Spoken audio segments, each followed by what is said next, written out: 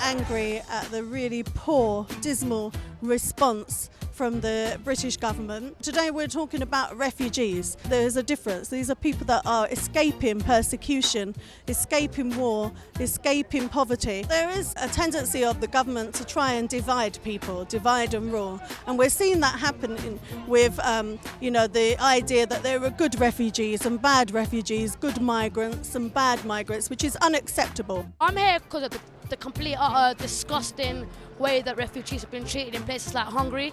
I mean, it's absolutely disgusting that refugees had numbers put on them as soon as they came. That's something that the Nazis did to Jews in the 1930s. And I'm here to say that I'm politically with the refugees and I'll fight for them politically against our government who's not allowing them in. And we've got more than enough space.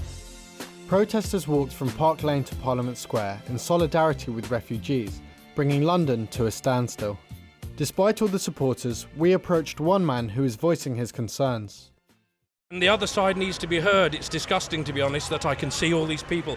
Yes, refugees I agree with, but all these people in Europe who are heading this way, and a lot of them are, we don't want them here. That's all I've got to say. We? You don't want them. The vast majority, and unfortunately the vast majority of people aren't here. Why not? Because the demonstrations... Are they scared to come? No, because the demonstrations are always against, never for, or the other way round. Do you want them to die? Yeah. No, don't want them to die. What do you think's going to happen? Well, who's going to pay for them? Who's going to pay for them?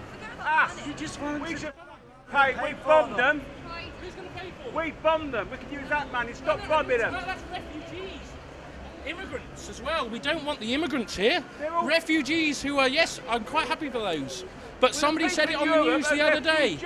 ISIS said they were going to send 500,000 people into Europe the other week. Can you believe it? Because you heard it. Okay. I left Syria since '89, and I have, unfortunately, all my family in Syria.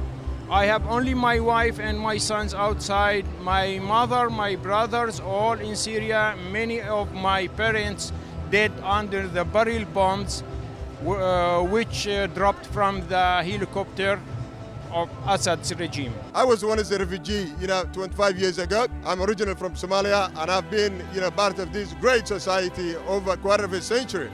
And it's the human nature to help one another at the time of need. So we're one of the first refugees to actually come into the UK. So we come here to show solidarity with the people of Syria and many other refugees and remind people that there are many issues across the globe that Britain could put its input into and try and solve. Well, the only swarm I've seen is not refugees but people on this demonstration.